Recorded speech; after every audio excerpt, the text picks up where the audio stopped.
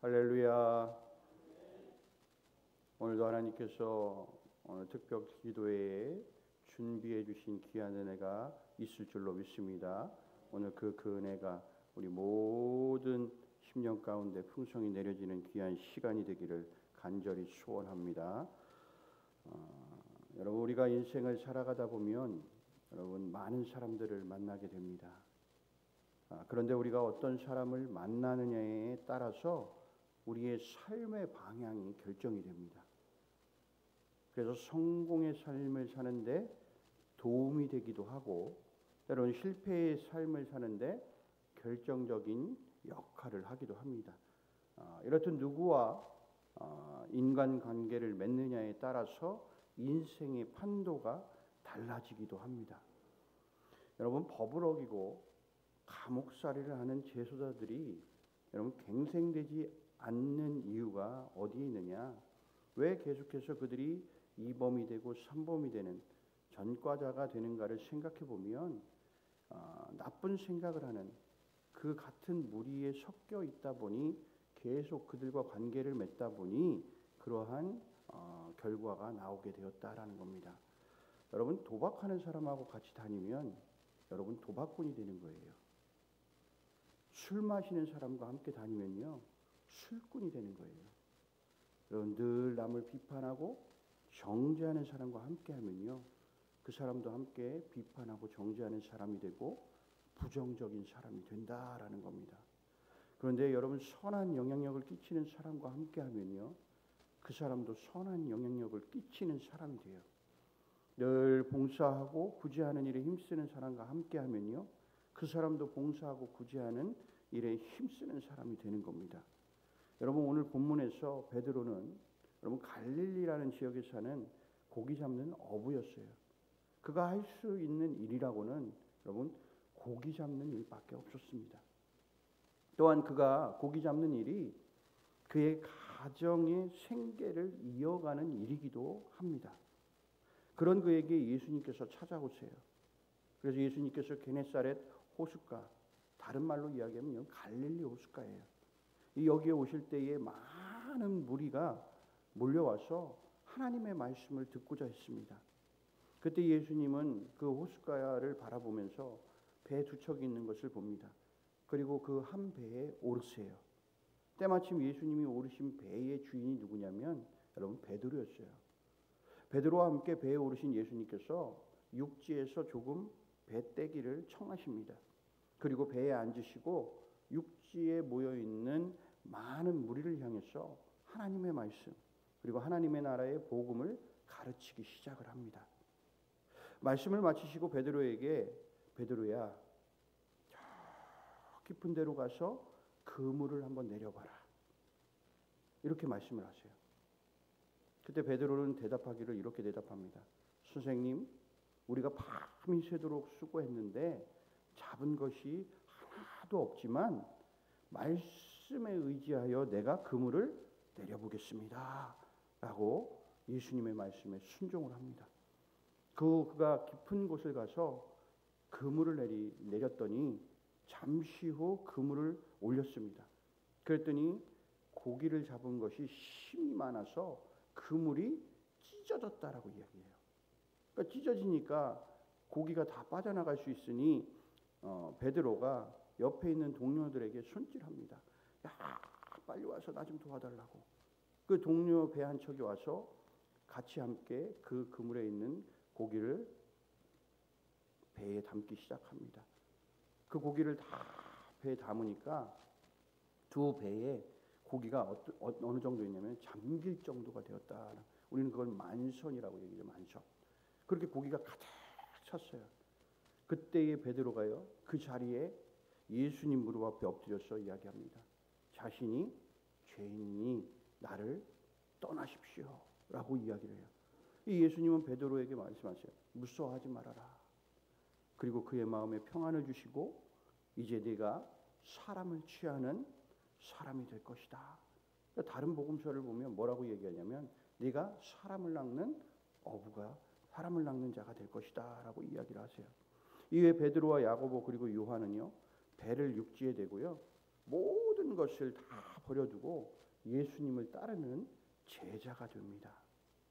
사랑하는 성도 여러분, 여러분 세상에서도 어떤 사람을 만나느냐에 따라서 인생의 판도가 달라진다라고 제가 서두에서 말씀을 드렸어요. 그런데 여러분 이 세상을 만들어 주신 사람을 창조하신 전지전능하신 주님을 만나게 되면 여러분 우리의 인생에 크나큰 지각 변동이 일어나게 된다라는 것입니다. 여러분 예수님을 만나면 과연 우리 인생에 어떤 지각 변동이 일어날까? 첫 번째는요, 여러분 말씀을 의지하는 순종의 사람이 됩니다. 오늘 본문 4절에서 5절 말씀을 보면 이렇게 말씀하세요. 말씀을 마치시고 시몬에게 이르시되 깊은 데로 가서 그물을 내려 고기를 잡으라.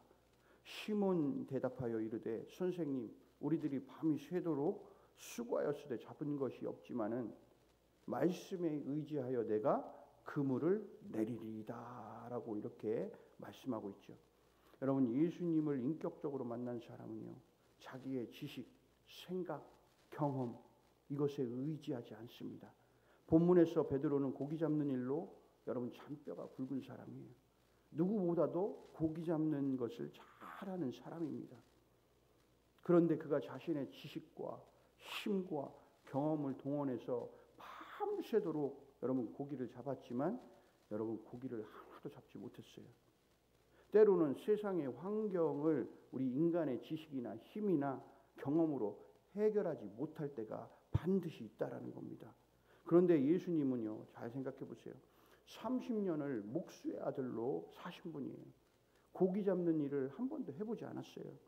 그런 예수님이 어부인 베드로에게 오늘 고기 잡는 법을 알려주고 계세요.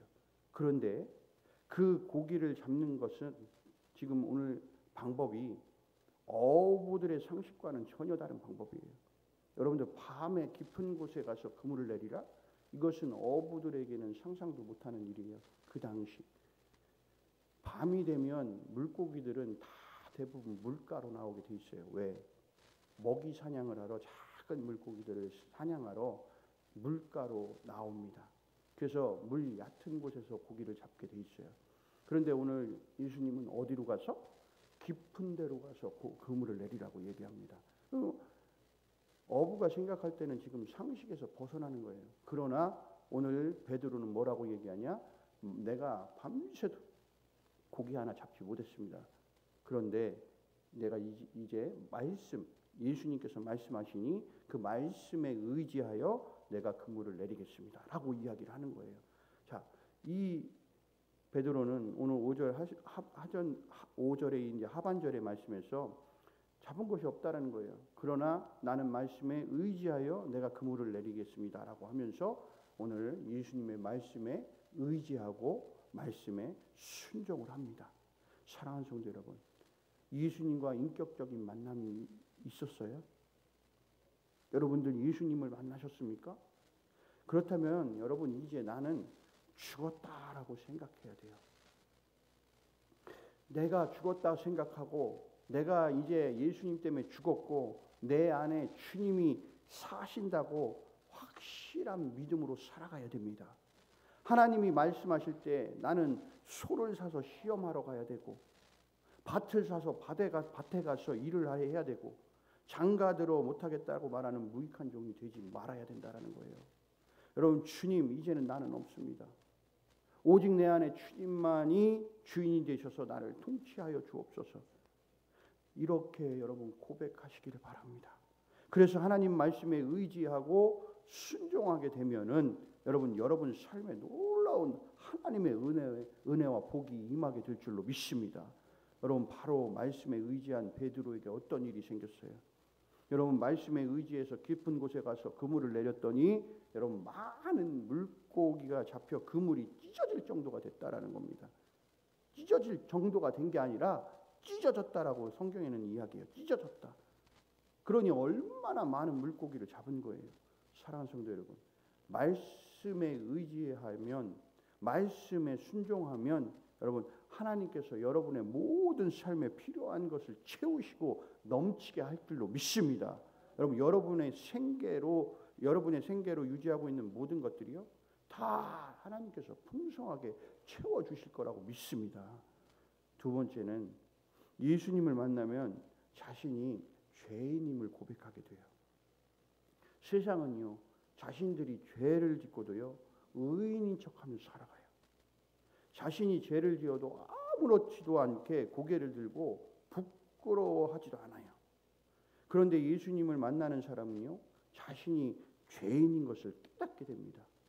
아무리 자기가 선한 삶을 살았더라도 자신이 죄인임을 깨닫고 겸손함으로 주님 앞에 무릎을 꿇고 천부여 의지없소서, 내가 두 손 들고 주님께 옵니다.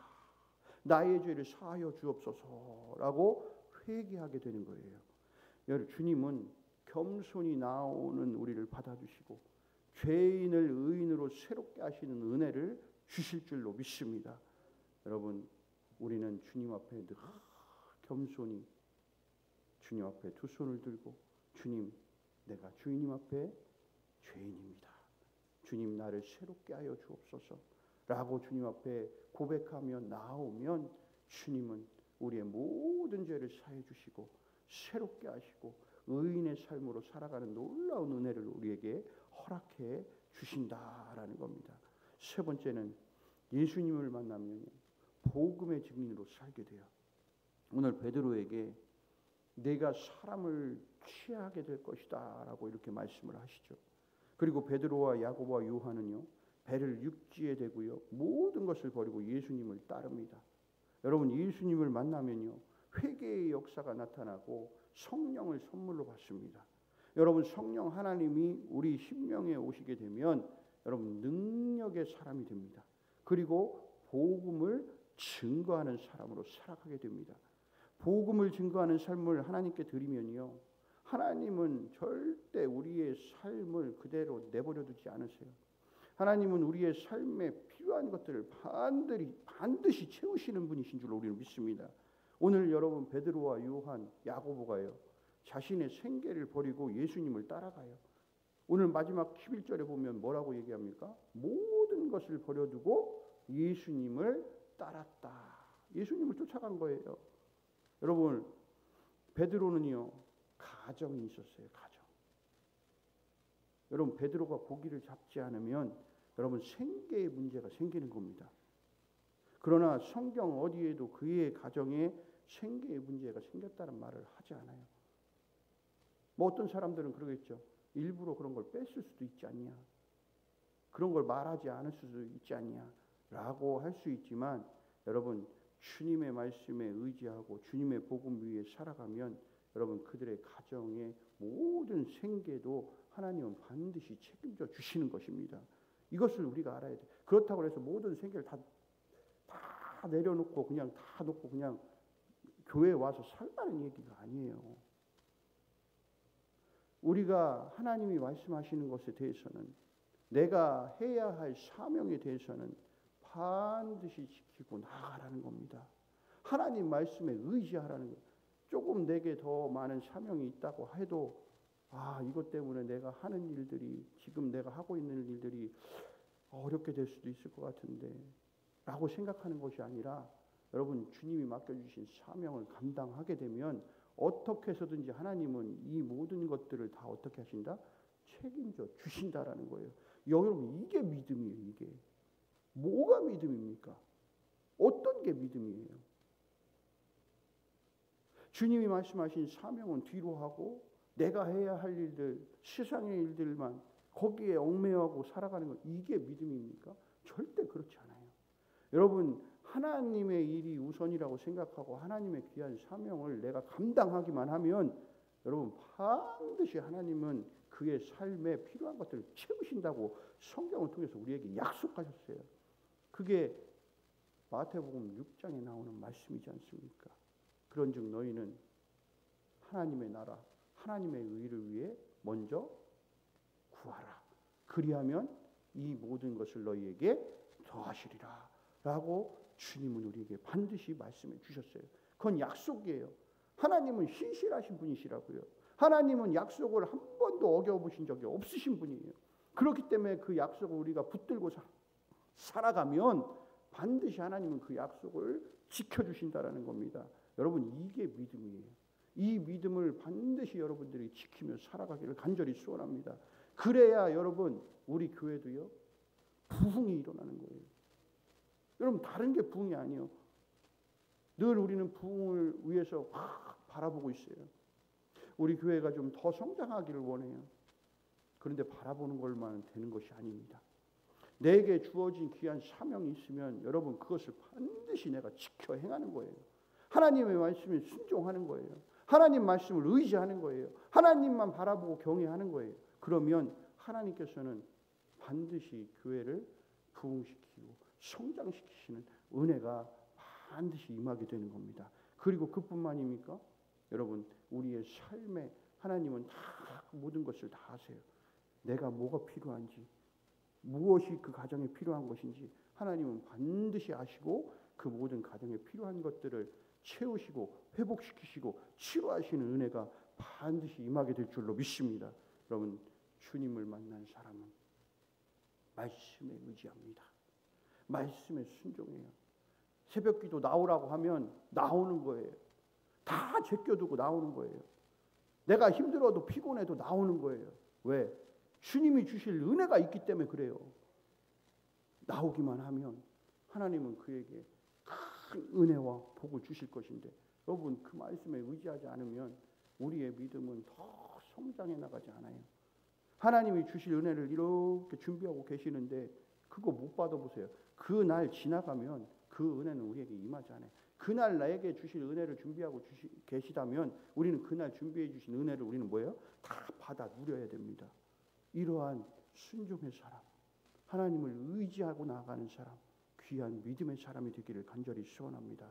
그렇게 되면 여러분 삶, 여러분들 지각 변동이 일어나게 돼 있어요. 새롭게 되기를 여러분의 변화의 바람이 불 줄로 우리는 믿습니다. 여러분들 꼭 주님을 만났다면 아니면 내가 주님을 아직 못 만났다면 여러분 주님을 만나기를 간절히 사모하시기를 바랍니다. 주님 나와 만나 주십시오. 내 안에 좀 찾아오시고 내가 주님을 맞이할 준비가 되었으니 주님 내 안에 오셔서 주님 나를 다스려 주시고 주님의 통치하심이 있기를 원합니다 라고 주님 앞에 고백하면 주님은 언제든지 오셔서 우리 안에 오시고 우리를 다스려 주시는 놀라운 은혜가 우리에게 임하게 될 줄로 믿습니다. 여러분 주님을 인격적으로 만나는 순간 정말 삶의 모든 것이 뒤집어지게 되어 있습니다. 그러한 놀라운 은혜가 우리에게 임하게 되고 그를 통해서 내가 말씀에 의지하고 순종함을 통해 하나님이 우리에게 은혜 주시고 내 삶의 모든 것을 책임져 주시는 하나님의 놀라우신 체험과 경험이 여러분 삶에 늘 내려지기를 주님의 이름으로 간절히 소원합니다.